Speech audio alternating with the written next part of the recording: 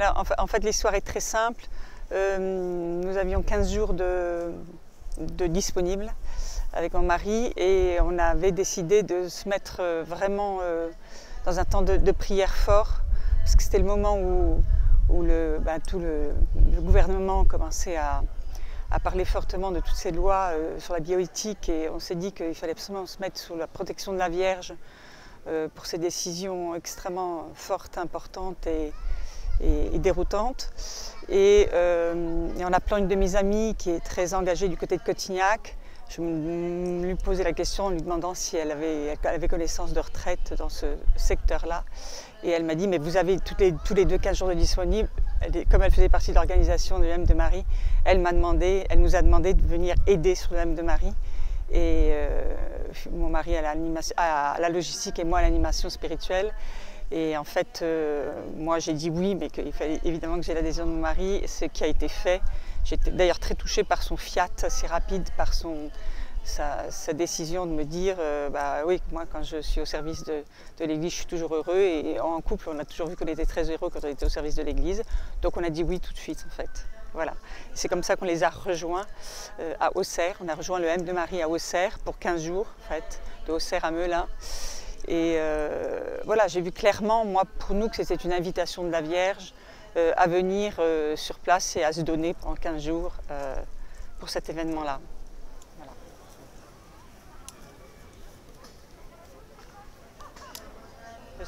J'avais déjà lu dans les journaux qu'un groupe de cyclistes avait fait le M de Marie il y a quelques années, aussi que 2 motards l'avaient fait, donc je m'étais intéressée, j'avais lu ces articles dans des revues chrétiennes, et je m'étais intéressée, donc je savais que se passait ce projet du M de Marie sur la France.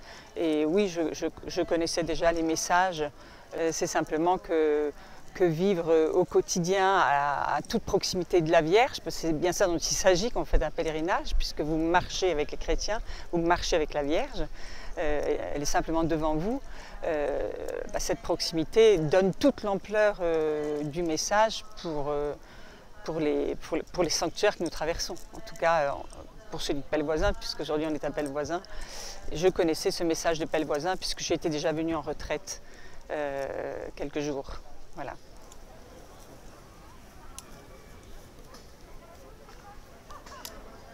En fait, ce qui me touche beaucoup toujours sur tous les messages de la Vierge, c'est cette féminité de la Vierge, c'est extrêmement ajustée pour nous les femmes de notre époque.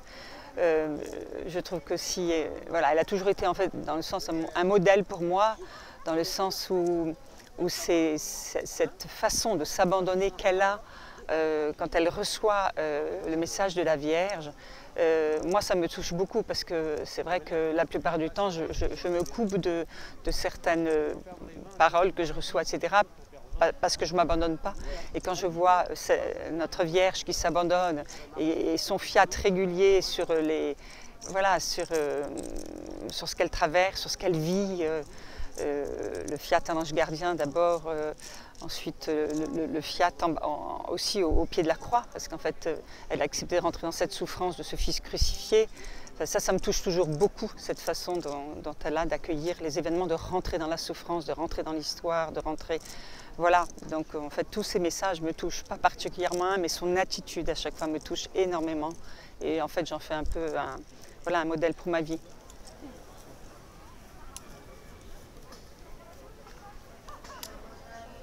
En voyant tout ce monde, d'abord en voyant tous ces gens qui se sont donnés pour ce pèlerinage, dans l'organisation, moi ça me bouleverse de voir que des amis chers et intimes se sont donnés depuis 1 an dans cette organisation, c'est-à-dire que l'enjeu est si fort que des gens donnent leur vie en fait pour ce pèlerinage, ont donné leur vie pendant au moins 1 an pour ce pèlerinage, ce qui est énorme. Quand je vois effectivement ces pèlerins, dont des grands-mères qui sont là à cheminer sous le soleil, sous la chaleur, parce qu'il y a aussi le souci de la transmission de la foi à leurs petits-enfants, tout ça, ça me touche beaucoup. Des gens qui continuent à chercher Dieu en permanence, toujours sur ce chemin. Voilà, ça me touche. Oui, j'ai vu aussi un pardon très très fort se donner au cours de ce pèlerinage de 2 personnes qui étaient en très grand conflit. Et j'ai vu un pardon se donner et un pardon être reçu parce qu'en en fait il faut les deux. Et là j'ai vu les deux, enfin, clairement. Ça m'a beaucoup touchée, beaucoup. Ça m'a converti en partie de voir que le pardon dans la pire des situations était possible et le pardon pouvait être reçu aussi dans la pire des situations. Voilà, ça, je peux dire que sur ce pèlerinage-là, j'ai vu ça. J'ai vu aussi quelque chose qui m'a beaucoup touchée et j'ai vu la police nous aider à rentrer dans les villes, les motards essayer de nous précéder, et cette communion de l'État et du chrétien, enfin, ça m'a aussi beaucoup émue. Là, j'étais fière d'appartenir à mon pays quand j'ai vu les policiers nous faire rentrer dans les villes. Voilà.